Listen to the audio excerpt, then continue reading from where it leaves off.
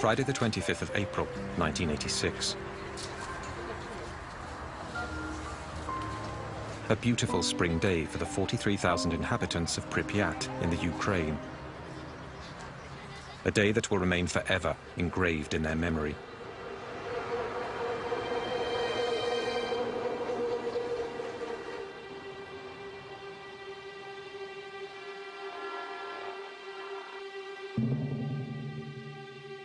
Three kilometers from the city, the Vladimir Ilyich Lenin nuclear power plant, where several thousand people go to work each day. Tonight, the 176 employees of Block 4 have been ordered to carry out a test on a self-fueling system of the reactor, something that could save energy. At 1:23 a.m., the security systems are deactivated and the experiment begins.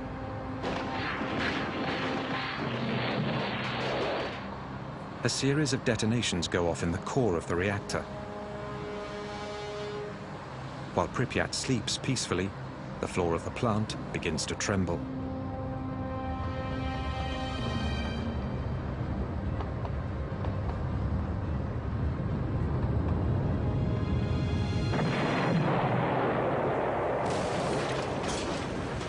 The 1,200-ton cover of the reactor suddenly blasts into the air.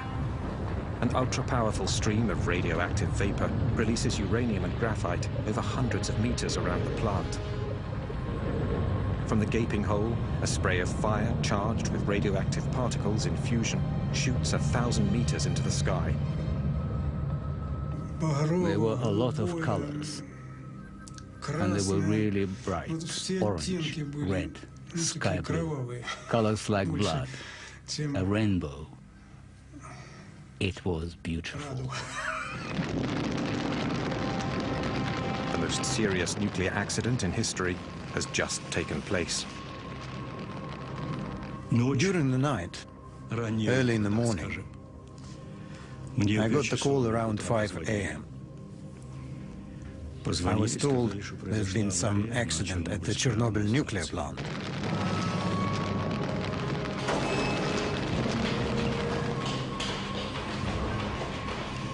The first firemen on the scene battle the fire without the adequate protective gear. They pour tons of water on this strange fire, but nothing seems capable of putting it out. They are all exposed to lethal doses of radiation. 2 men die that night. 28 more will follow in the next few months. They are the first victims of Chernobyl. Nobody was prepared for such a crisis. For the next 7 months, 500,000 men will wage hand-to-hand combat with an invisible enemy. A ruthless battle that has gone unsung, which claimed thousands of unnamed and now almost forgotten heroes. Yet, it is thanks to these men that the worst was avoided. A second explosion, 10 times more powerful than Hiroshima, which would have wiped out half of Europe. This was kept secret for 20 years by the Soviets and the West alike. Many of these images have never been seen before. They were taken by journalists who were also exposed to nuclear contamination, some of whom later died. Those images tell the story of a hidden war, whose consequences continue 20 years later to worsen the toll of the disaster. This is the true story of the Battle of Chernobyl.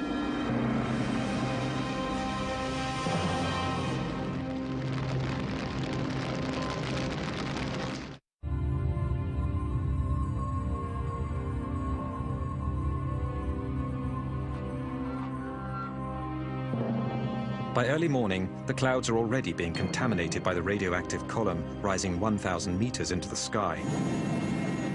Igor Kostin was a photographer with the news agency Novosti. When a friend and helicopter pilot phones him that morning to offer to fly him over Chernobyl, all Kostin knows is that something has happened at the plant during the night. He is the first journalist to witness the gaping hole.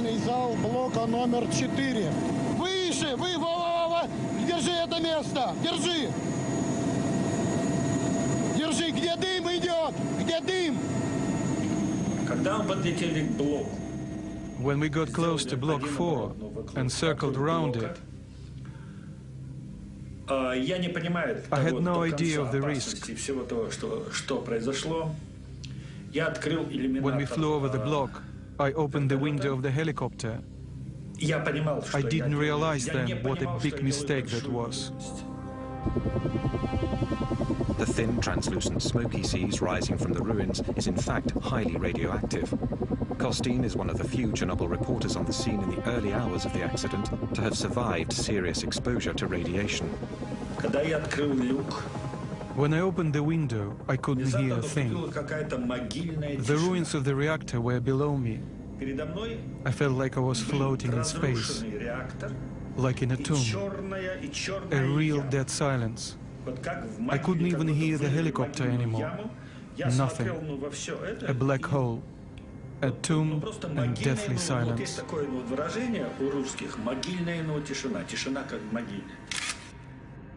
This is the first picture ever taken of the breach. All my equipment jumped after a minute. I couldn't understand what was going on. I thought my batteries were dead. I only managed to take a dozen photos. Once I returned to Kiev, I processed my pictures, and I noticed the negatives were black, and the colors very poor. I didn't know it yet, but the photos had been exposed to radioactivity.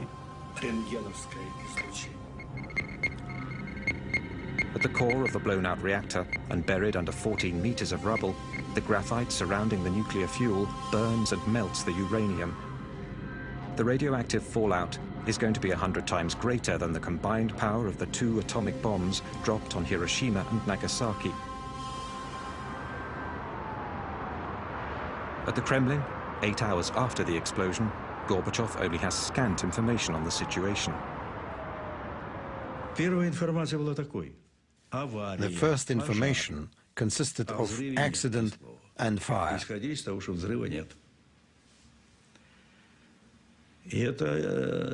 Not a word about an explosion. At first, I was told there hadn't been an explosion. The consequences of such false information were particularly dramatic.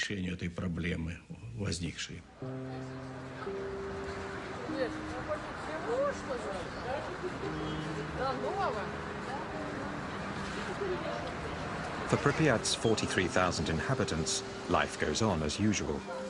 They know nothing of the disaster 3 kilometers away. The information we got was that everything was sound, including the reactor. When I asked the academician Alexandrov, he told me the reactor was absolutely safe. It could even be set up on a red square. It wouldn't be any different than a samovar, like putting a kettle on red square.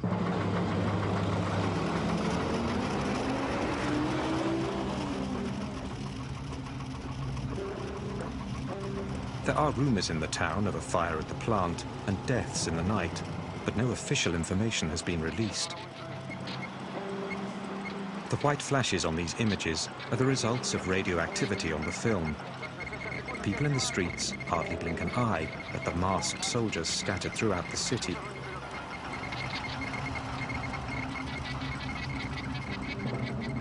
Colonel Grebenyuk led the troops in charge of controlling the situation. There was a metallic taste in our mouths, an acidity. They say radiation has no taste. It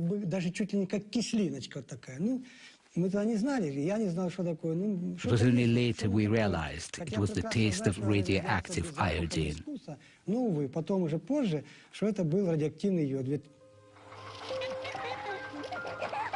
While children are still out playing in the squares, Colonel Grebenyuk's men spend the day taking the first readings of radioactivity in the city.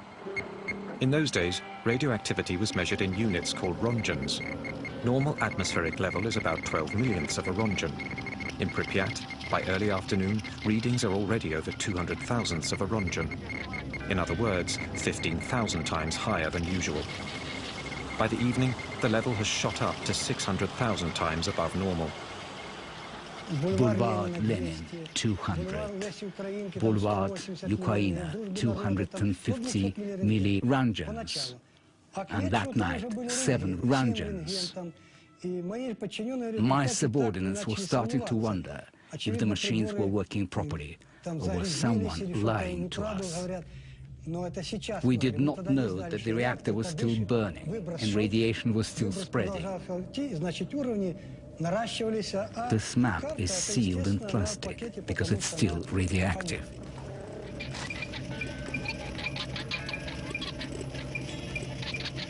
It's thought that a human being can absorb up to 2 rongens per year without being affected. But the body is lethally contaminated if it receives over 400 rongens. During that first day, the inhabitants absorb over 50 times what is considered to be a harmless dose. Such a pace, they would have received a lethal dose in 4 days. To understand what is going on, the colonel sends a patrol to take the first readings at the base of the plant.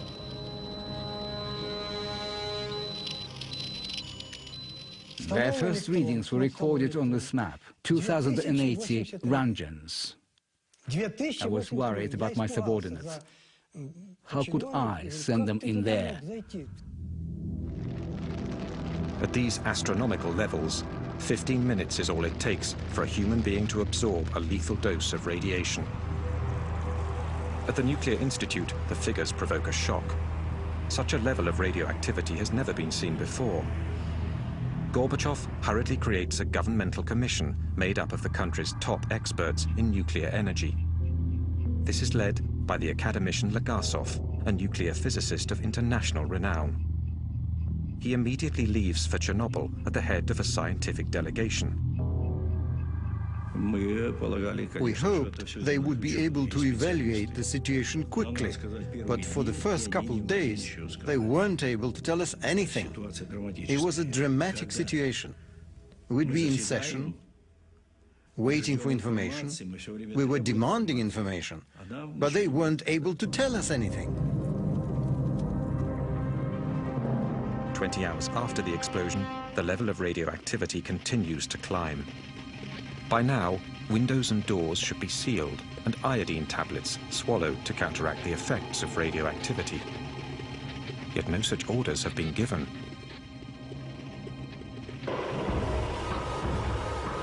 Despite rising tensions in the city, the population has still not been informed of the situation. Yulia Marchenko was only 5 at the time. She lived in Pripyat with her family. Her father worked at the plant. My parents took me to the daycare center, like usual. Everything was absolutely normal. My father already knew there'd been an accident, but no precautions had been taken yet. 30 hours after the explosion, the first security measures are enforced. More than 1,000 buses have arrived. At 2 p.m., the army announces the city is to be completely evacuated. Я помню, что в садике нам давали таблетки. Это йодинистый калий. I remember the teachers at the kindergarten gave us iodine pills. Then parents came to pick up their kids. Everyone was running around, but they weren't panicking. Не было вот общей какой-то такой вот паники. We thought we were only going to be gone for 3 days.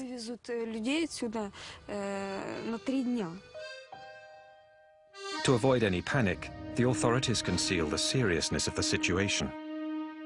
Inhabitants are given 2 hours to gather their belongings and assemble in front of their buildings. They told us to get in the buses. I remember perfectly well having to choose which toys I was going to take. I had a lot of dolls and wanted to bring them all, but I couldn't. We couldn't even take any warm clothes. People have to leave everything they own, their entire lives behind. They will never return.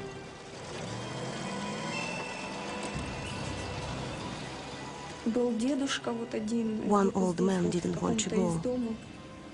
He stayed behind. They found his body a few weeks later.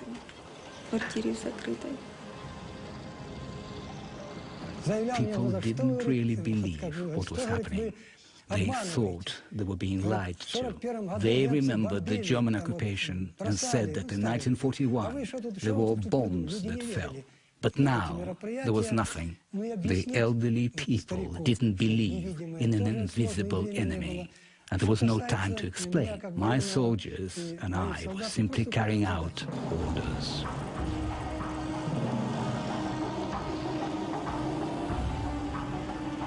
In 3.5 hours, 43,000 people are evacuated tearfully but peacefully.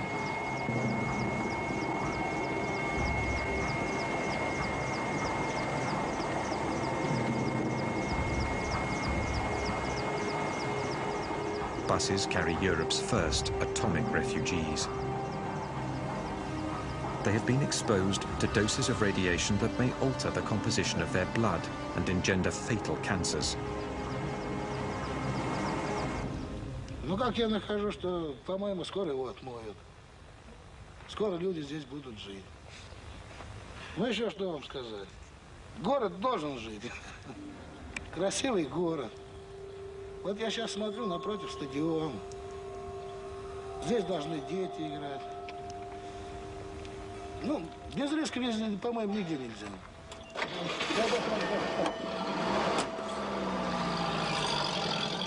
48 hours after the disaster, the only people left in the ghost town are the military personnel and members of the scientific delegation, headquartered at the Pripyat Hotel. As if unaware of the danger, they eat, sleep, and work right on the premises. These were upstanding people, specialists. I couldn't believe they would do something irresponsible or suicidal. No, it meant they'd underestimated the situation. The old criteria were no good anymore. There have been nuclear accidents before, in our country as well as in the US, but that information had been kept secret. There'd never been an accident of this scope. They even thought the reactor would be back in service by May or June. Meanwhile, clouds filled with radioactive particles are being blown north by the wind. Between the 26th and the 27th of April, they drift over 1,000 kilometers above Russia, then over Belarus and the Baltics. On the 28th, they hit Sweden, where the rise of radioactivity is detected near one of their nuclear power plants. Soon after, television news alerts the population. Radioactive dust from Chernobyl rains down on Stockholm. The authorities send a squadron of fighter planes to take readings in the clouds. The level of radioactivity suggests there's been a major accident somewhere. 60 hours after the disaster, still no official word has been reported outside of the Soviet Union. The Swedish Minister of Energy phoned me on the Monday, and I was in my office in Vienna, and she told me that they had measured very much increased radioactivity near our power plant in Forsmark in the east of Sweden, and they had concluded that it must have come from abroad. Did we know anything about it, was her question. And we said that no, we did not, but we are ready to contact others, and we contact the Poles. They didn't have any nuclear power plant, but if there was anything else that could have happened there, we contacted the Russians, of course. What has happened? An explosion? A radioactive cloud? Serious contamination? It was Sweden that alerted us. 3 days after the accident, while Gorbachev is still trying to gather data, American and European spy satellites turn to the Soviet Union and discover the ruins of the Ukrainian plant. The smoke, wafting from the gaping hole, shows up clearly in thermal vision. In the evening of that Monday, the 28th it would be, we had a message from Mr. Petrosian, who was the head of Atomic Energy Commission in Russia, in which he told us about the accident. And about the same time, the Russians actually released the information to the world. Obviously, over at the Politburo, we immediately decided it was essential that all facts be reported to us from then on. So I called on the KGB. I told them to follow everything that was happening over there and to report the conversations the scientists were having. I told them to report all of that information back, to me, personally.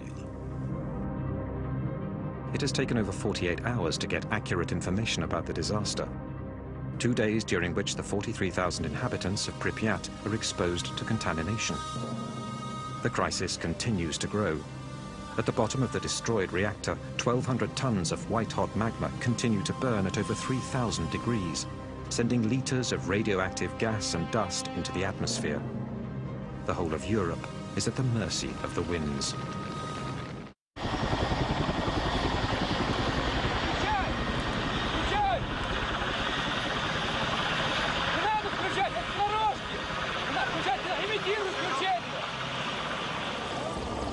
On the third day of the crisis, General Antochkin and his fleet of 80 helicopters are sent from Moscow to fight the blaze and put the fire out.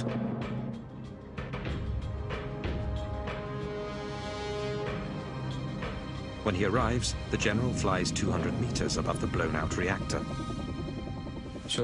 Because of the fire, the temperature at that height was between 120 to 180 degrees Celsius. Our dosimeter, the instrument for measuring radiation, only went up to 500 Röntgens. The needle was going crazy. It was completely off the scale. I think there were at least 1,000 Röntgens at a height of 200 meters. Even at that altitude, a half-hour of exposure could be lethal. The strong current of radioactive hot air streaming up from the reactor makes it impossible to get closer. They will have to improvise some way of carrying out their mission.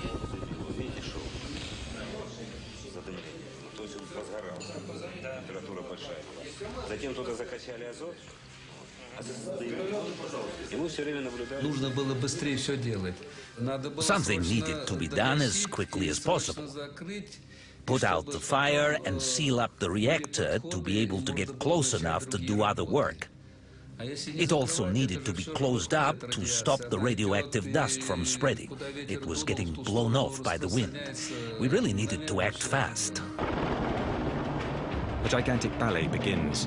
Top pilots have been rushed back from the Afghan front to fly helicopters carrying soldiers who will toss 80-kilo sandbags into the blaze with their bare hands. They hope to smother the fire by filling the reactor with tons of sand and boric acid, which neutralizes radiation. The first day, 110 sorties. The next, 300. The radiation level above the reactor is over 3,500 Röntgens, almost 9 times the lethal dose. Some of the pilots make up to 33 flights in a single day. Each time they went, they received 5 or 6 Röntgens. If they were slow, it was even more. After throwing 6, 7, 8 bags, they were drenched in sweat from the heat. After a few missions, my soldiers would go wash up and eat. After a while, they'd start throwing up.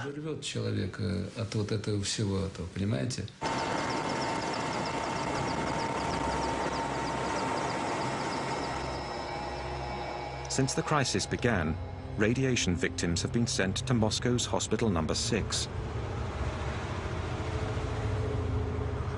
It has the country's only service, which specializes in acute radiation sickness and illnesses linked to massive doses of radiation exposure.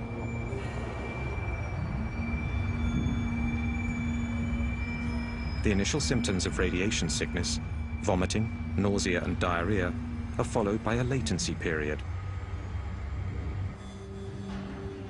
It's only later that much more fatal symptoms appear, such as deterioration of bone marrow and horrible burns that eat flesh down to the bone. When they arrived at the clinic, it was very hard, psychologically speaking. They came straight from the airport. Almost all of them were young. They arrived during the latency period. They felt fine. They were all dressed alike, wearing the same pajamas. They were making jokes. But we already knew that a lot of them were going to die. 27 of them died quite quickly.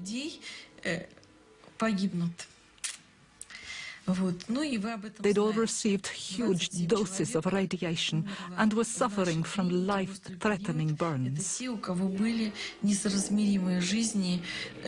Большие дозы облучения, и особенно большинство из этих людей имели несовместимую с жизнью ожоги радиационные. For 15 years, only the first victims will be acknowledged by the authorities.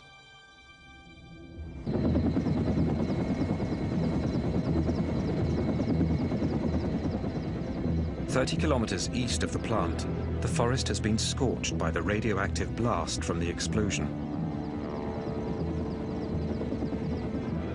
But the disaster area already stretches well beyond. Since the explosion, radioactive particles carried by the clouds have been falling with the rain. A leopard spot pattern of contamination has affected the Ukraine as well as Belarus and Russia. On the 1st of May, the wind shifts, and areas of Kiev are also contaminated. As seen from this map, drawn up from the readings taken by Colonel Grebenyuk's men. The seriously contaminated areas appear in red, surrounded by areas where the radiation level was normal. But the population is still kept in the dark. There is only one report, a tiny article on the bottom of page 3 of the Pravda, playing down the accident and claiming the danger has passed. The roof was caving in, and there we were acting as if nothing was happening. By going ahead with the May Day festivities, it was like the country refused to acknowledge the situation. That was the second phase in the huge Chernobyl disaster. 6 days after the accident, despite radiation levels several thousand times higher than normal, authorities encourage people to participate in May Day celebrations, even in areas they know to be seriously contaminated. I watched the May Day 1986 festivities with my own eyes. I was there and I witnessed it. The parade of death. It was a parade of death. Those were terrible deaths.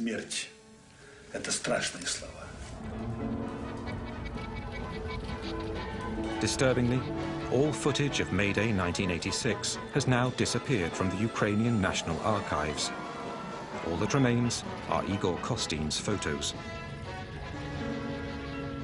Sherbitsky, the first secretary of the Ukraine, also went to the festivities with his family and his grandchildren. It's true that, in theory, that seemed very important to us, to avoid any panic. But had we known how much radioactivity was already in the air? How many were contaminated during the festivities? Not a single study has yet been published. Cherbinsky, first secretary of the Ukrainian Communist Party, later committed suicide.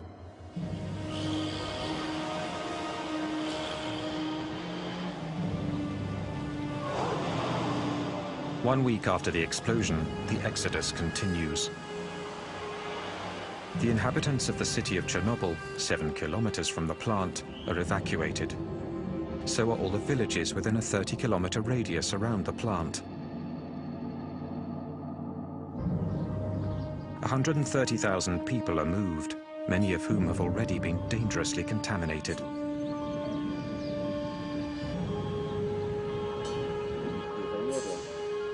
A 300,000-hectare area straddling the Ukraine and Belarus is abruptly evacuated and isolated from the rest of the world.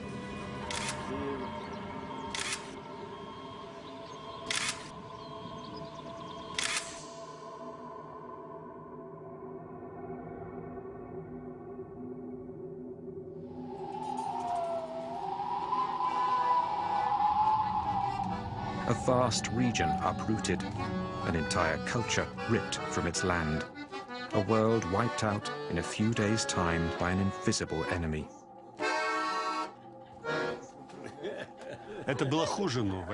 It was worse than a war. Here you couldn't see the enemy. In a war, you see the cannons, the machine guns, the tanks. Here, you see nothing. The radiation is everywhere. It goes right through you. It gets into you, and you only start feeling the effects later, sometimes years later. It's terrifying. Meanwhile, the radioactive cloud continues to drift over Europe. It floats over Bavaria and northern Italy. Radioactive cesium-137 and iodine-131 rain down on the south of France and Corsica. Crops and pastures are seriously contaminated. While French authorities deny its presence, the cloud reaches Great Britain and spreads into Greece. In Chernobyl, the level of radioactivity continues to climb. 6,000 tons of sand and boric acid have filled the hole. But underneath this gigantic plug, the white-hot magma continues to smolder. 10 days after the disaster, Gorbachev personally invites Hans Blix, director of the powerful International Atomic Energy Agency, to visit the site. He is the first expert and the first Westerner to visit Chernobyl. What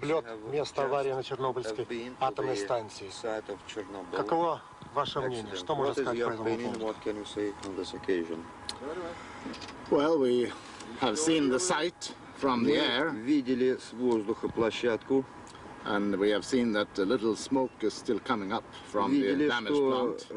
There was a good deal of talk about the risk of a second explosion, and I remember that when we were in Moscow, actually, we had a friend, a relative of one of my experts, phoned him and said, well, you know, we hear rumors that a second reactor might also explode.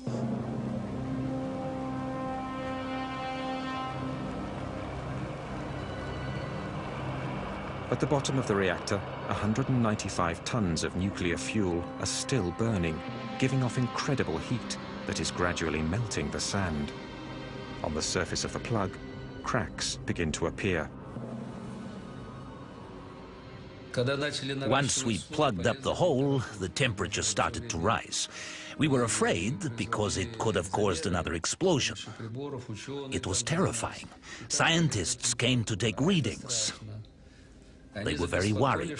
They were afraid the critical temperature would be reached and it would set off a second explosion. That would have been a terrible tragedy.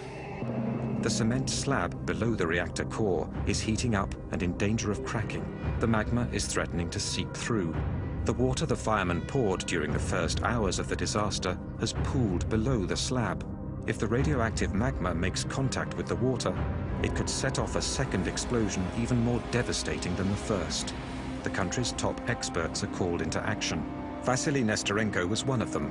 At the time, he was working on improving the Soviet Union's intercontinental nuclear missiles.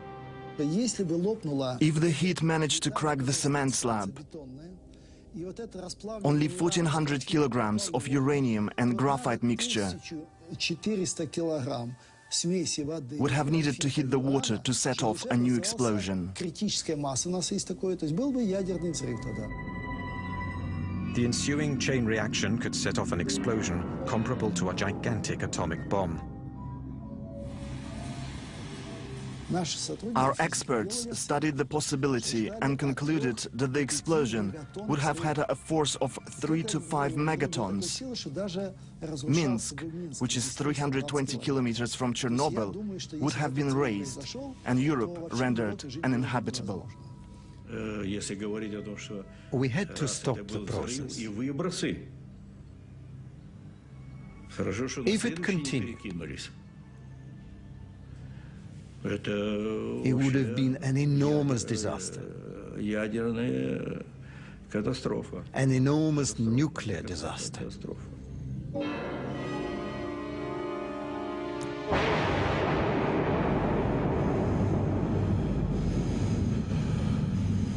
This second explosion would have been accompanied by a terrible shockwave and a massive rise in radioactivity that would have claimed thousands of lives in a matter of hours. Thank God it didn't happen. There were trains with over 1,000 cars in Minsk, Gomel and Kiev, ready to evacuate the population. The situation is critical. In Moscow, the State Commission decrees 2 emergency measures. First, send in a battalion of firemen to drain the water from under the reactor. They will later be declared national heroes, but will suffer from radiation sickness the rest of their lives. Second, seal the breach more effectively to bring the temperature down once and for all. In 2 days, General Antochkin's men will drop 2,400 tons of lead into the reactor. When we started dumping lead in, the temperature went down right away. It absorbed well and sealed the hole as it melted, so there was less radiation. But some of this lead melts when it hits the blaze and vaporizes into the atmosphere. 20 years later, traces of it can be found in the sick children of Chernobyl. It's highly criticized today, but given the situation, there was no better solution. And all the people, military or civilians, officers or not, worked selflessly. I participated in this first stage, and I can tell you, it had to be done. It was heroism. During this operation, 600 pilots are fatally contaminated with radiation. All of them will die. But their efforts only buy a few days. Although it has been covered over, the fire still isn't out. Flying over in helicopters isn't solving the problem. They need to get closer, go down into the breach. But how? With the imminent threat of a second explosion still looming, the makeshift measures continue. The blueprints of the plant reveal that the active zone can be approached through the cable and pipe tunnels built out of thick cement. A delegation of technicians from the Kirchhoff Institute venture into the labyrinth. It's tough going. Parts of the tunnels have collapsed in the explosion.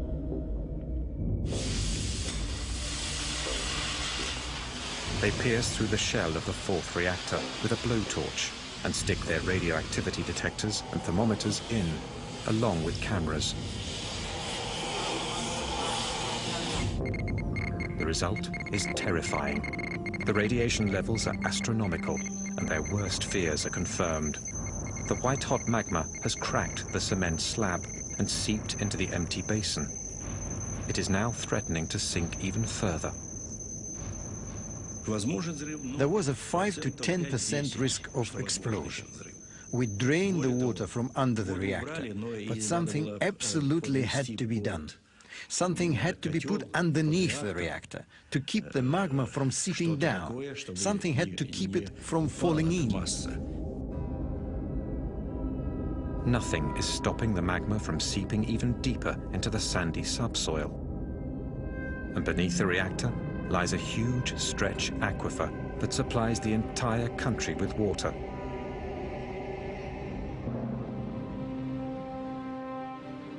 What worried us the most was that the entire mass would sink down and reach the groundwater, which then would pollute the rivers Pripyat, then Dnieper, Kiev, the Black Sea. We absolutely needed to come up with a solution. A new operation is considered, but it will entail the loss of more lives. On the 12th of May, 1986, 17 days after the initial explosion, the miners of Tula, 1,000 kilometers from Chernobyl, receive a visit from the Kremlin, from the Deputy Minister of the Mining Industry. The minister spoke to us about the accident at Chernobyl. He said they needed miners from our region, the Moscow basin. He gave us 24 hours to gather our belongings. The next day, we were bused from that very square to the airport in Moscow. On the 13th of May, our comrades were already at work at Chernobyl.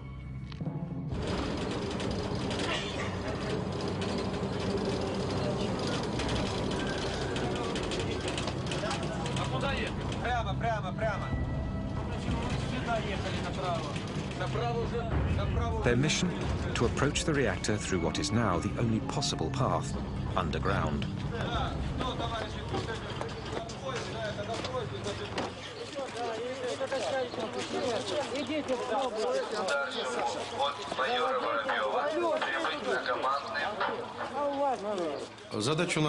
Our mission was this: dig a 150-meter tunnel from the third block to the fourth, a tunnel 30 meters long.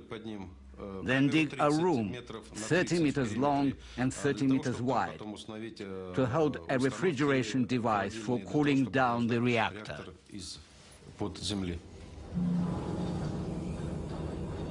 To limit their exposure to radiation, the miners dig 12 meters down before making their way over to the burning reactor.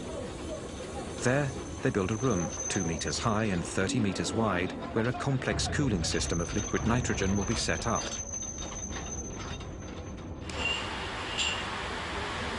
Тебе говорили, что нужен вентиляционный рукав. Ты меня слышишь?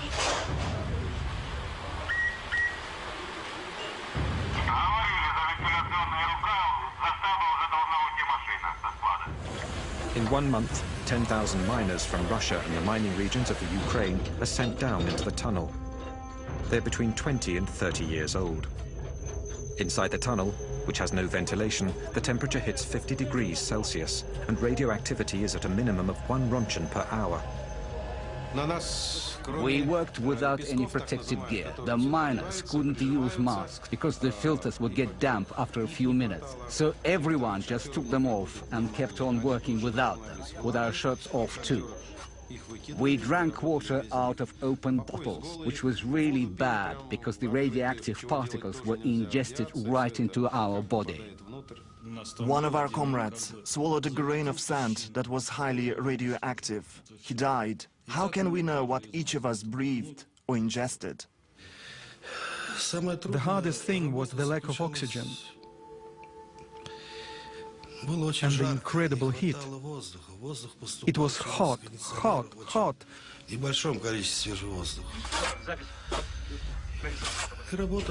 And we had to work really fast, at a crazy pace, faster and faster. That was the hardest. Go, go, go. Battalions of 30 miners relay each other every 3 hours, 24 hours a day. In 1 month and 4 days, they dig a 150-meter tunnel, a job that in a mine would have normally taken 3 months. The most dangerous places were not underground. There wasn't as much radiation below the reactor. But as soon as we came up, we had to run even faster.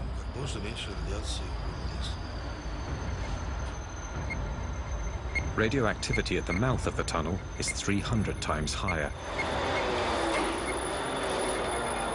Not a single miner is spared from exposure. Not once are they informed of the real dangers they are facing.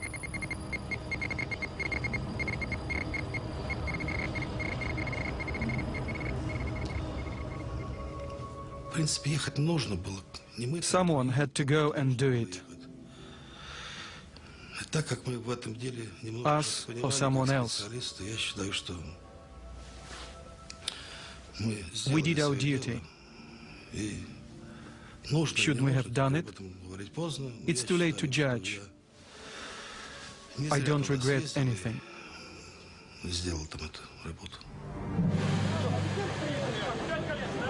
The miners accomplish their mission, but the cooling system is never set up below the reactor. The underground room is finally filled with cement to solidify the structure. The official position is that each miner received 30 to 60 rontgens, but survivors claim they received up to 5 times that amount. It is estimated that 1/4 of these men died before the age of 40. 2,500 lives lost that don't appear in any official statistic. While the miners are still digging below the reactor, Hans Blix, with Soviet authorities, organizes a press conference in Moscow.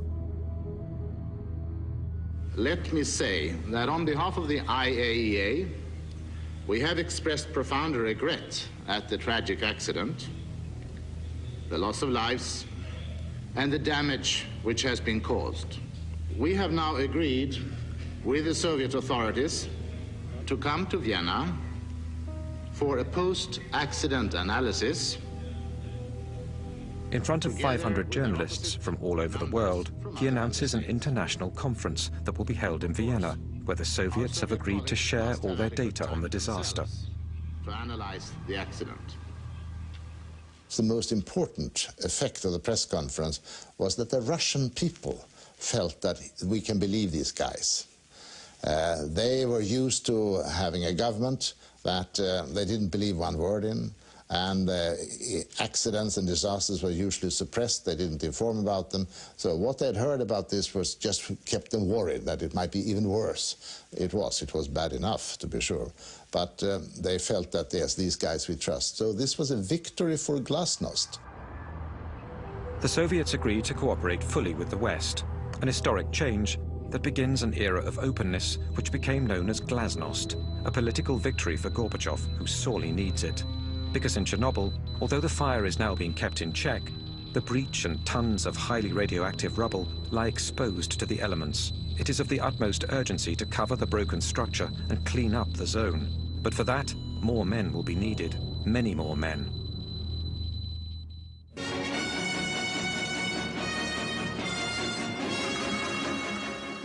Добрый вечер, товарищи. 18 days after the disaster, Gorbachev finally addresses the Soviet people. Авария на Чернобыльской атомной электростанции. Она больно затронула советских людей, взволновала международную общественность. Мы впервые реально столкнулись с такой грозной силой, какой является ядерная энергия, вышедшая из-под контроля. Вся работа, по сути, ведется круглосуточно. Задействованы научные, технические, экономические возможности всей страны. The entire country was mobilized. No bureaucratic formalities. If someone had what we needed, we took it. No formalities. We'd worry about the cost later. We took whatever we needed. It was a frontline situation. General Nikolai Tarakanov is sent to command the land troops. In 1 year, 100,000 soldiers and officers passed through Chernobyl. They were all reservists. They were summoned up by top administration in their cities and sent to the front. Military personnel or civilians, officers or simple soldiers, all of them are liquidators, a term invented for the Battle of Chernobyl. Their mission? Clean up, liquidate the radioactivity. Сначала ходишь первые дни, прячешься, одеваешь маску, а потом уже забываешь, даже на производстве уже забываешь одевать ее. Уже как дома, чувствуешь себя действительно, привыкаешь здорово. Все улыбаются, все довольны. Водку не продают. Вообще в Москве такой слух был, что на Чернобыль приезжает, водителям каждый день дают 150 грамм этого. Я с женой разговаривал, и рассказываю, говорю, в столовую заходишь 150, выходишь 150. Она, ты хоть закусывай там.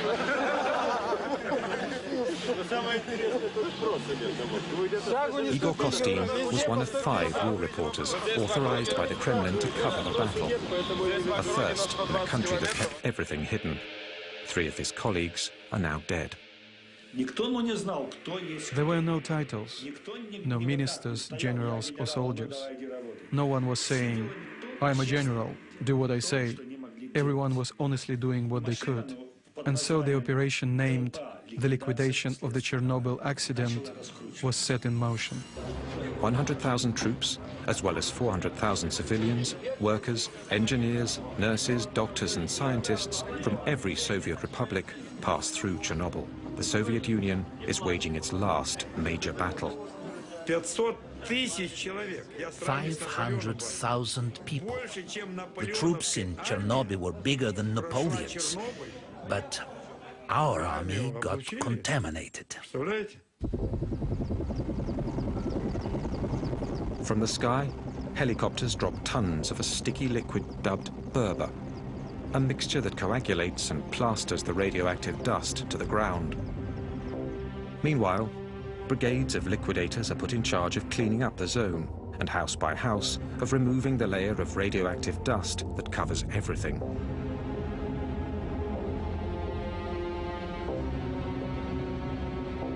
Создавались специальные бригады охотников. Special hunting squads were formed.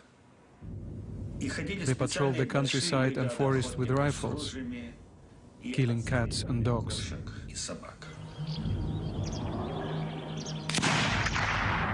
All the animals have to be killed because when they wandered through the highly contaminated zones, their fur soaked up the radioactivity.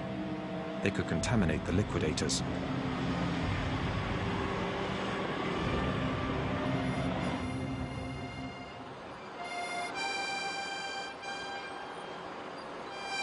The last villages with people still remaining in the zone are evacuated. The houses are knocked down one by one and buried.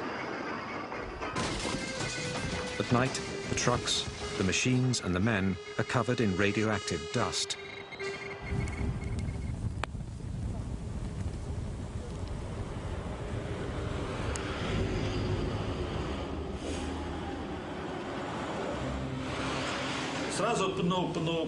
We would wash 5 or 6 times in the shower.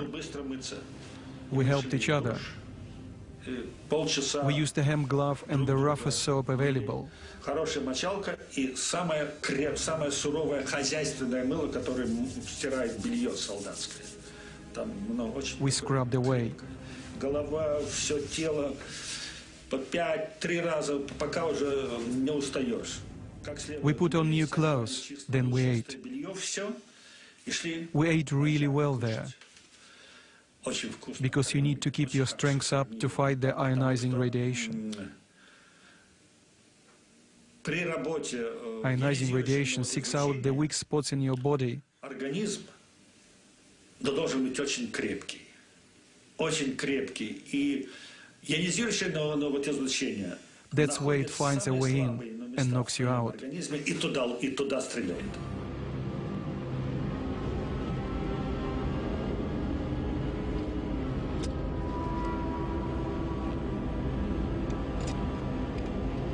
Around the plant, a colossal operation is set in motion.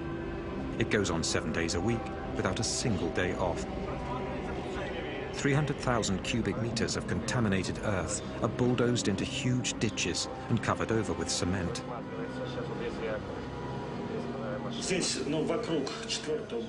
This spot, around the 4th reactor, is where the most dangerous missions of the zone took place. 8 weeks after the explosion, the liquidators tackle the heart of the problem. In order to neutralize the toxic waste for the long term and prevent it from spreading even more, the entire blown-out reactor has to be isolated. Lev Bolchakov was one of the engineers who designed the enormous structure that would entirely cover the 4th reactor. A sarcophagus of steel and concrete, 170 meters long and 66 meters high. It was one of a kind, a unique project. No one had ever built such a structure in a zone this radioactive. You could only work a few minutes at a time. That had never been done before.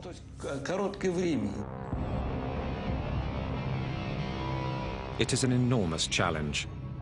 How do you build a monumental structure in a place where humans can work for only a few minutes, or even just seconds at a time? This utterly new situation will require more improvisation from the liquidators and put more lives at risk.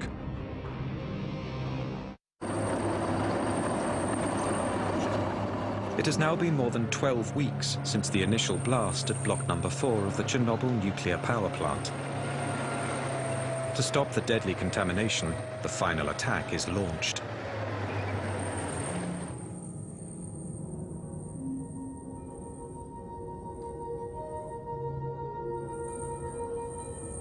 Radioactivity in this sector is so high that only remote-controlled machines can be sent in. But people will have to get the machines into position.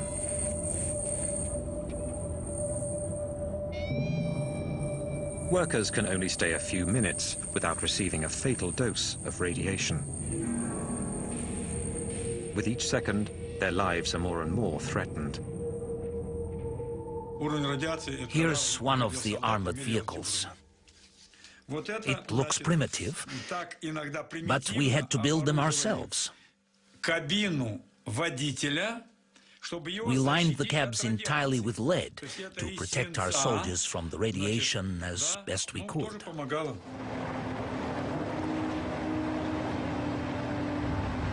Each metallic piece of the structure is prefabricated, sometimes hundreds of kilometers away, then brought one by one onto the site for assembly. An extraordinary jigsaw puzzle. Beams 150 tons and 70 meters long. Buttresses 45 meters high. That's the Dimac 4000. Look at the size of this crane. We couldn't work very long on the side, and there was no room for error. The slightest miscalculation, and it would have been impossible to fit it all together.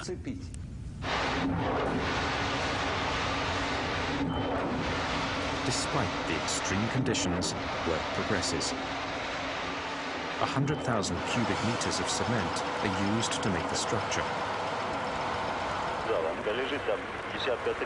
But the discovery of a new problem forces the work to a halt. The roof of the plant is covered in highly contaminated pieces of graphite.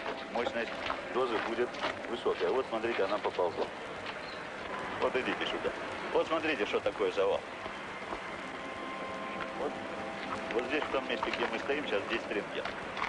Это будет примерно 1000. Вот около вот этого колпака примерно 200. Все, пойдемте. На сегодня хватит нам. Выходим, пойдемте. И ты тоже выходи оттуда. These pieces of graphite enveloped uranium rods.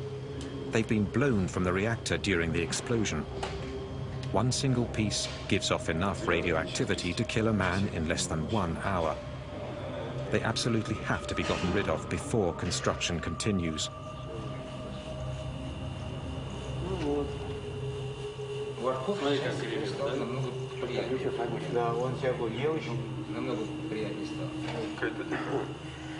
Там очень большие уровни радиоактивного излучения, и поэтому туда подойти крайне тяжело. Ну и зачем туда пускать людей, когда может техника сработать? Robots are sent onto the roof to shove the lethal debris over the edge. 60 meters below, other robots gather it up and bury it in ditches. But after a few days, the ambient radioactivity begins to affect even the machines. Their electronic circuitry can't hold up. They go berserk and break down. One of them hurtles itself into the breach. Как вы собираетесь его разворачивать? Он же поперек висит.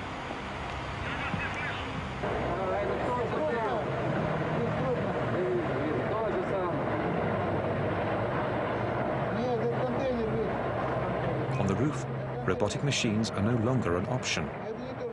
Men will have to replace them. Russian soldiers, nicknamed bio-robots for the occasion. This battalion of young reservists is preparing to go up onto the roof of the third reactor for the first time. They're between 20 and 30 years old, all of them reservists called to the front for the most dangerous and deadly battle of Chernobyl. No human has ever worked in zones as radioactive as this. General Nikolai Tarakanov is in command of the operation and personally oversees every detail, down to the hand-sewn lead suits that every soldier is forced to make the night before the attack.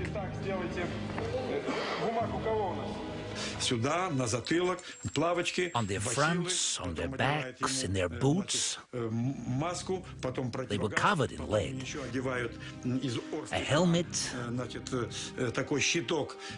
a mask to protect against beta rays,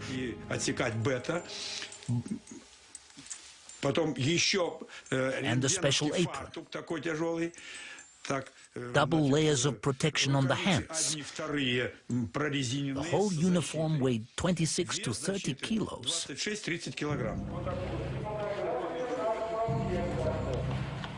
Хорошо, первый вопрос решили. Так, медицинское свидетельство не все прошли? Все прошли. Нет, подождите, это ответ, значит, не по существу. Анализ крови, правильно? Значит, я себе, товарищи, говорю, мы проводили 2 дня назад эксперимент с научным центром. Офицеры ходили туда вместе со мной. Понятно? Значит, страшного, конечно, ничего там нет. Это ясно. Сегодня состоялось решение и правительственное. Они тоже идут туда же? Obviously, some people didn't want to go, but they had to. They were reservists. They had to go. For me, there was no question. I had to go do my duty. Who was going to do it for me? Who was going to clean up this disaster and stop the spread of radioactivity all over the world? Somebody had to do it. 2.5 weeks of hell. But hell only lasted 2 to 3 minutes for each soldier, or sometimes even just 40 seconds when the level was too high.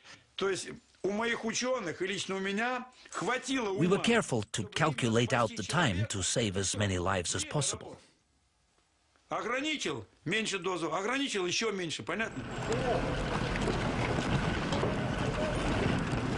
When the siren blows, a crew of 8 soldiers rushes up onto the roof, along with an officer.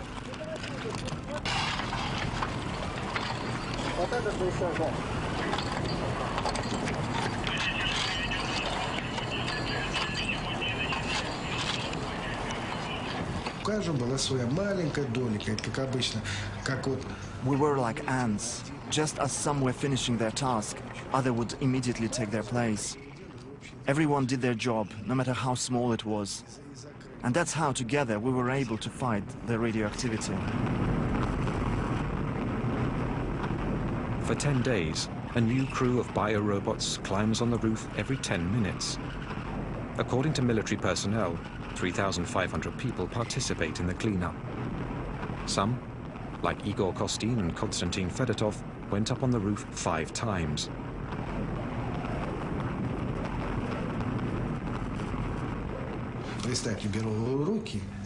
We picked up pieces that were 1,500 rongens.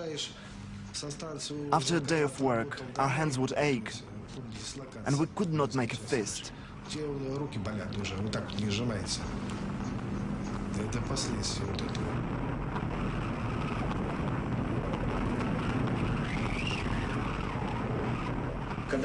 The first time I went up on the roof, I was struck by the mystical feeling there. It was like being on another planet. The whole thing was covered in radioactive waste. My hands were shaking. I didn't know what world I was in, and I started snapping photos.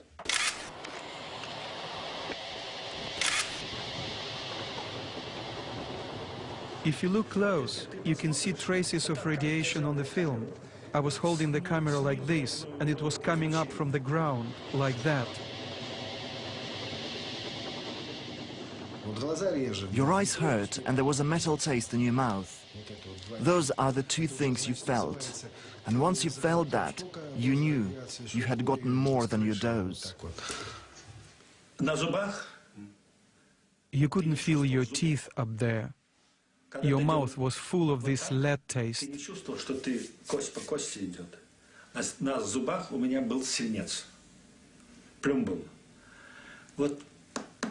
You went like this, but you couldn't hear anything. Ты не слышал этого. Everything was covered in lead. Even today, 20 years later, I can still taste the lead in my mouth.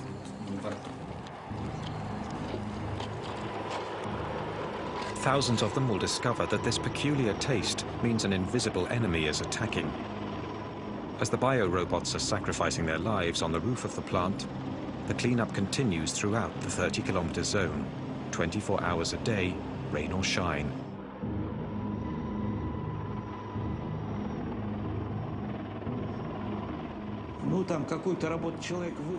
Where normally it would take one man 1 hour to do a job, here in Chernobyl it took 60 people.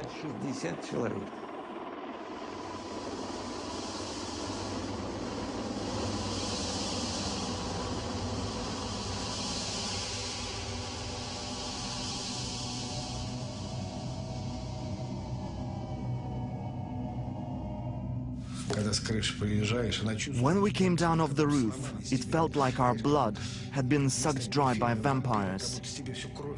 We were drained. We could not move. Some people would have nosebleeds. The firemen were right there. If someone's nose started bleeding, they got sent to the hospital. If we collapsed, we got sent home. But we wanted to hold out.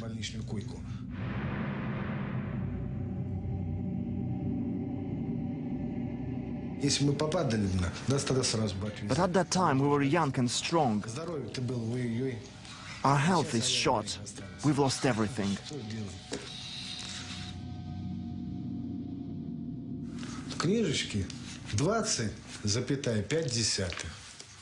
They wrote in my record that we got 20.5 rongens. But what did that mean? That number was several times lower than the actual dose.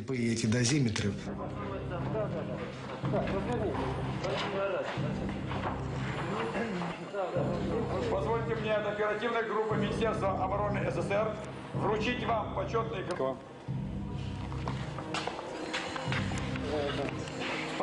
As a reward, each soldier receives a liquidator certificate from the army and a 100-ruble bonus, the equivalent today of about $100 US.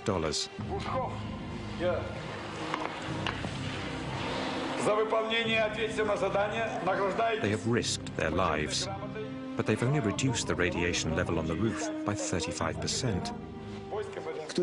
When they sent all those people up onto the roof, no one knew exactly the actual level of radiation. Now we know it was between 10,000 and 12,000 rongens per hour. At that level of radioactivity, people never should have been sent. 7 months after the explosion, the zone has been cleaned up and the sarcophagus completed. 500,000 people, military and civilians, have participated in the operation. I told the commission that for having confronted such levels of radioactivity, having cleaned up all that graphite and having accomplished such heroic tasks, our soldiers needed something symbolic, like putting up our flag.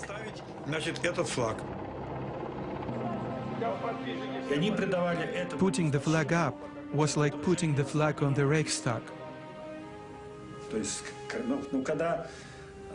When the Red Army conquered fascism, for them, the flag was a symbol of their triumph over radioactivity.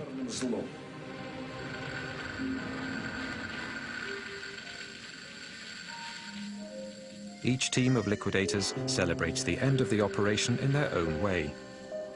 Bocharov and his men etch their names onto the final metal piece to go up on top of the sarcophagus.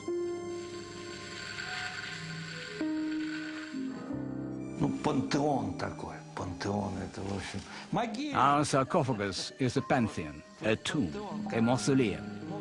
Our second mausoleum. After that, we stopped building nuclear power plants. Вот после этого и перестали строить атомные станции. A bitter victory. The country will never recover.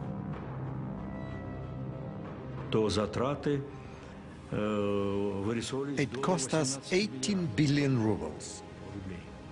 At that time, a ruble was worth $1.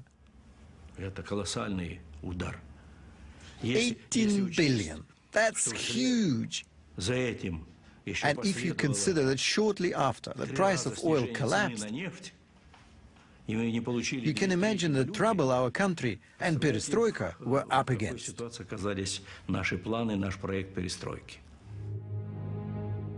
The first snow has started to stick on Chernobyl. For the authorities, this proves the sarcophagus is airtight, at least for 30 years, or so they predict. The liquidators have gone home. Reactors 1, 2, and 3 are back up and running. The First Battle of Chernobyl has ended in a victory that heralded the end of the USSR. But for many, it also marks the beginning of a war that 20 years later still hasn't ended. 20 years later, Pripyat is still a ghost town. Accompanied by Igor Kostin, Yulia wanted to see the apartment where she lived with her family up until the fateful day of their evacuation. Contrary to what they've been told, not a single inhabitant was ever able to come back to live in the deserted buildings.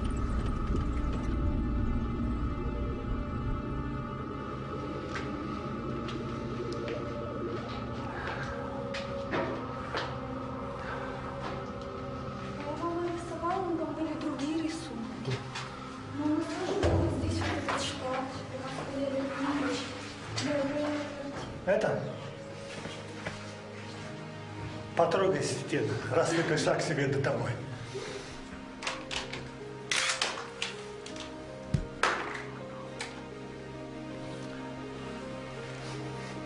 For Igor Kostin as well, the visit stirs up painful memories.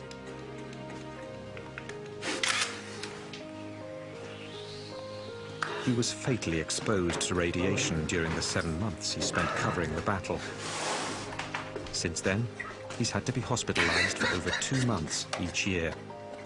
Новую энергию в завтрашний день.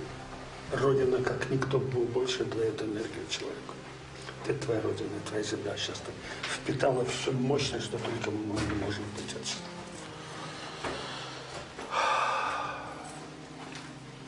У меня такое ощущение, что я здесь была всю жизнь.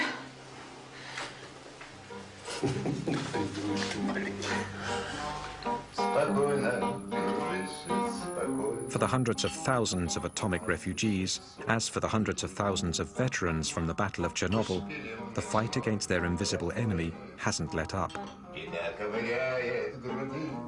Everyone who went to Chernobyl is still suffering from the radioactivity their bodies absorbed.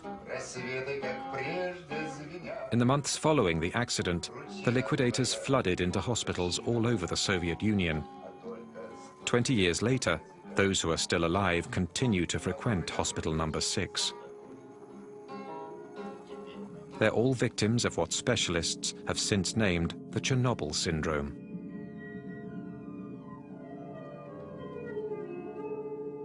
We've all got a bunch of symptoms: heart, stomach, liver, kidneys, nervous system. Our whole bodies were radically upset by the metabolic changes caused by radiation and chemical exposure. When the liquidators went back home, they were exhausted, incapable of going back to normal life. 20 years later, many of those who survived are disabled and unable to work. And the authorities appear to be ignoring their plight by cutting down their welfare money. The veterans of the war in Afghanistan are still alive, while we are slowly wasting away. I have written a poem about this.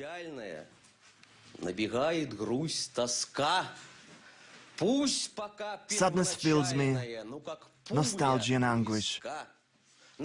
Like a bullet in the temple, nothing can ever stop. The mother prays in secret to God to spare his life. These men weren't even 30 when they were sent in to battle the atom. Today, the survivors are not yet 50 years old, but they struggle like senior citizens. According to the military, of the 500,000 Chernobyl liquidators, 20,000 have already died. 200,000 are officially disabled. You don't know how long you have to live, or what disease is going to kill you. You don't know what effects it will have on your children, if you have any. We know all that, and we know the invisible enemy is eating away inside of us like a worm. For us, the war continues, and little by little, we're slipping away from this world. Yet for 2 decades, only 59 deaths have been officially attributed to the Chernobyl disaster. Not a single study has been carried out of the 130,000 refugees from the zone. Not a single statistic on the state of the 500,000 liquidators. No figures on the population that continues to live around Chernobyl and in the contaminated areas. The real amount of radiation these people were exposed to has never been revealed to them. 6-0, да? Це вже підвищується. Вчора була 5 і 7, а сьогодні вже 6-0. Степені підвищується, одинаково може бути. Да? Плюс-мінус. Плюс-мінус. Це не таке страшне. Слухайте, до скількох страшне? До скількох? Ну, кажіть правду. До скількох страшне? До скількох? До 20. A deputy of the Supreme Soviet discovered the systematic cover-up of the true consequences of Chernobyl when the Soviet Empire dissolved in 1991. Taking advantage of the anarchy in the country, she managed to get her hands on a copy of top-secret documents. 600 pages of a report to the Central Committee, written while the Battle of Chernobyl was still raging. When I read these documents, I discovered everything happened differently. I realized just how huge a lie the party leaders told. A decree number 12 stated that on the 12th of May 1986, 10,198 people had already been hospitalized. 345 showed signs of radio lesions.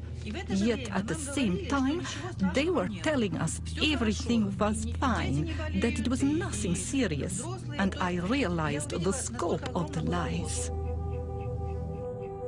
According to Allah, another passage reveals that authorities had arbitrarily changed the standards, multiplying by 5 what was considered the acceptable dose of radiation for the human body. When they raised the standard, suddenly people were miraculously cured. They were released from the hospital and sent home. It was criminal. The tendency to manipulate the numbers was not unique to the Soviets. In late August 1986, the first international conference assessing Chernobyl took place behind closed doors. It was presided over by Hans Blix. No journalists or outside observers were admitted into the amphitheater. The Russian delegation was led by Legasov, the man who'd been in charge of the governmental commission during the Battle of Chernobyl. When we put him in charge of preparing the report for the IAEA, we gave him the duty of reporting everything. He came up with a very detailed report that put everybody in a state of shock. Legasov spoke for 3 hours. His report concluded that in the decades to come, about 40,000 deaths from cancer caused by Chernobyl were to be expected. The Western world refused flat out to accept this estimate, which spurred a genuine East-West negotiation. These are theoretical calculations based upon the Hiroshima model, that you say that if you have a certain radioactivity, you know from Hiroshima that the long-term effect was so and so many would die from it. And if you then increase it by tenfold, you assume that it will be tenfold. Well, that's the calculation. This is not, I think, this is not empiric. There again, the figures were surprisingly flexible. By the end of the conference, people were no longer talking about 40,000, but rather of 4,000 probable deaths. Nearly 20 years later, in September 2005, this figure became the official death toll of the disaster. The staunchest opponents to the Soviets' policy of transparency were the French, who went as far as to deny that the radioactive cloud passed over their country. Est-ce qu'on a constaté quelque chose au-dessus de la France? Non, parce que les vents ne vont pas dans cette direction-là. Les vents tournent dans le sens inverse des lignes d'une montre. Il n'y a pas lieu du tout de s'inquiéter. C'est sans aucun danger pour la santé publique. 20 years later, in France, and especially in Corsica, cases of thyroid cancer of the same nature and severity as those around Chernobyl are being reported.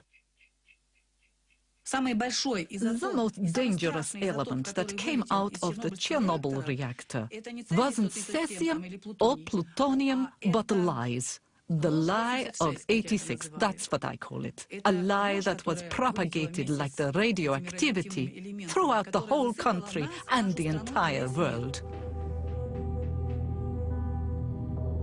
On the 27th of April 1988, the second anniversary of the disaster, Legasov, who'd worked so hard to unveil the entire truth, decided to put an end to his life.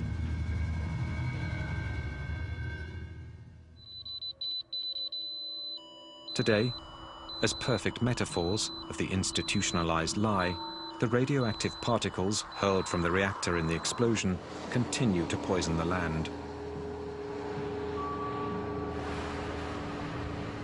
20 years after the disaster, the area of Chernobyl remains uninhabitable.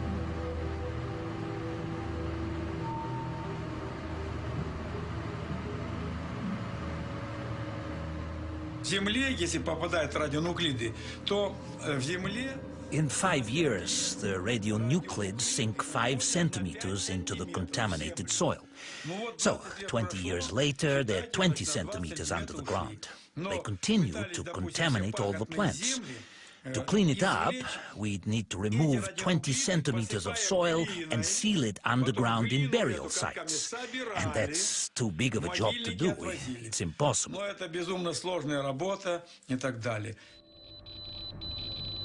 Today, 8 million people live in contaminated areas of the Ukraine, Russia, and especially Belarus. For 20 years, they've lived off the radioactive food that continues to contaminate them little by little. This issue, raised in 1986 by the Soviet delegation at the Vienna conference, has been systematically ignored. And yet, 1,152 children were treated for thyroid cancer between 1986 and 2002 at a specialized center in Minsk. How many in other cities? No global statistics have yet been made public. One doctor, Yuri Bandayevsky, has been studying illnesses among the populations in the contaminated areas ever since the disaster. When his findings were published in 1996, they were immediately condemned. Arrested and officially sentenced for corruption, he spent the next 5 years in jail. In November 2005, he was still under house arrest. Look what happened when the mother was contaminated with cesium during pregnancy. In one single family. Look how many deformations, hair lip, missing eyes, deformed skulls. These embryos come from hamsters that were fed only contaminated grass from the region of Gomel. The result? Entire litters of deformed animals. I was horrified by how many deformed embryos developed in animals that had eaten cesium-contaminated food. I obtained a horrible number of deformations in 2 weeks. Usually, when you encounter a monster, you describe it. You're certainly familiar with Peter the Great's Kunstkamera Museum in St. Petersburg. Quite frankly, I myself could create as many monsters as I wanted.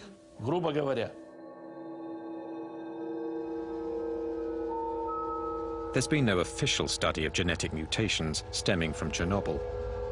Yet despite the thousands of miscarriages and abortions that took place following the disaster, there seems to be hundreds of children who suffer the effects of radiation.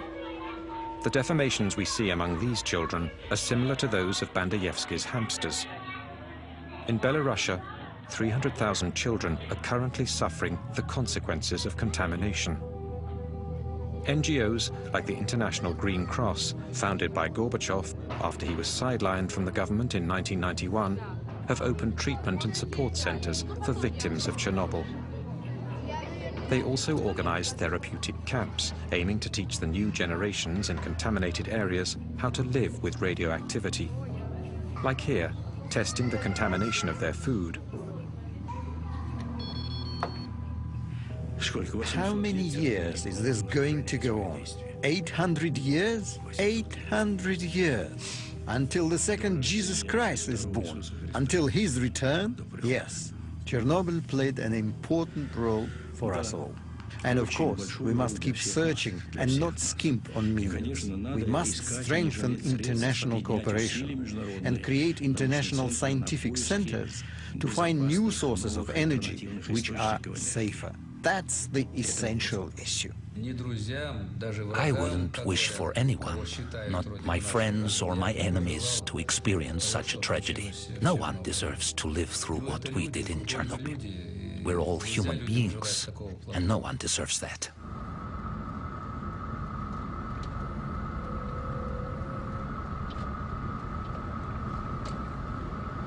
In the heart of the zone, 10 kilometers from the nuclear power plant, and hidden in the forest, lies Chernobyl 2.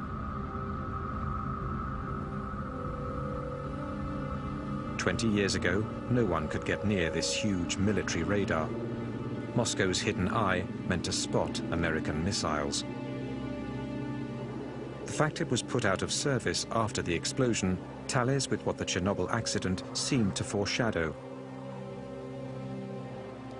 Using weapons is a terrible thing, and nuclear weapons are even worse. Chernobyl was an accident involving one single reactor, a limited accident, whose consequences are still with us. We've had 2 bombs, Hiroshima and Nagasaki. There again, the consequences are still being felt today. Chernobyl showed us the true nature of nuclear energy in human hands. We'd calculated that our most powerful missile, the SS-18, was as powerful as 100 Chernobyls. The SS-18 was the warhead the Americans feared the most, and we had 2,700 of them. And these were the missiles we'd intended for the Americans. 2,700. Imagine the destruction. Mr. Gorbachev was probably right in saying that Chernobyl was a big illustration of radioactivity let loose. And in this sense, suggested to people more vividly that we ought to do away with the nuclear weapons. A year and a half after Chernobyl, Gorbachev retired all nuclear warheads with a range of 500 to 5,000 kilometers. 10 years later, the Total Nuclear Test Ban Treaty was ratified by the entire world, with the exception of India. Chernobyl marked the beginning of disarmament for the world's greatest nuclear rivals. Chernobyl convinced everyone. Soviets and Americans alike realized once and for all the magnitude of the atomic volcanoes our countries were sitting upon. Not just our 2 countries, but the entire world. The entire world. Yet 20 years later, the Chernobyl disaster and its lessons seem to be fading from memory. Meanwhile, beneath the aging sarcophagus of reactor number 4, the poison remains deadly. Since 2001, the 3 Chernobyl reactors have been shut down once and for all. But 20 years after the explosion, a dosimeter flies off the chart at the base of the sarcophagus. High levels of radioactivity, 100 times above normal, are still contaminating the plant's surroundings. The structure has been weakened by rain and erosion. Since its construction, 3,000 liquidators have been watching over it, trying to ward off damage. We built the sarcophagus to last 30 years, thinking that 30 years after the explosion, we could build a new sarcophagus without people having to run because of high radiation levels. 20 years have gone by and nothing's been done yet, and it's urgent that it gets replaced. But the Ukraine doesn't have any more money. Neither do we. A new sarcophagus is underway, but its construction is already 10 years behind schedule. It is a structure 108 meters high, meant entirely to cover the first sarcophagus. It will cost $1 billion. An international fund led by Hans Blix has been set up. We still have not put the new sarcophagus on it. It will be ready in a couple of years' time. When that is done, well, then they can, in due course, later on remove the masses of spent fuel or of melted fuel which is there.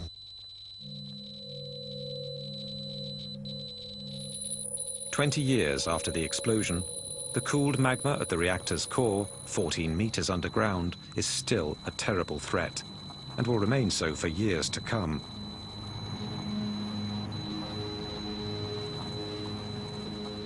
I pray God the sarcophagus never collapses. That would be the worst thing that could happen, because inside there are 100 kilograms of plutonium.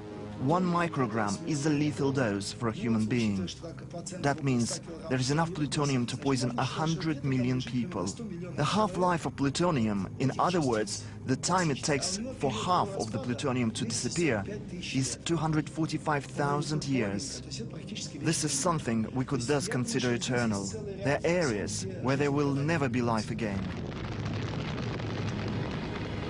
Despite this terrible warning, the nuclear disarmament sparked by Chernobyl is clearly coming into question today. If nuclear development for civilian uses is being put forward as a solution to the problems of fossil fuels and global warming, this landscape reminds us that such an option is not without consequences. It requires the greatest caution and clear information on the real risks it presents. Chernobyl also reminds us that if we must live with radioactivity and its unavoidable dangers, we also need to spare future generations from any risk of nuclear apocalypse.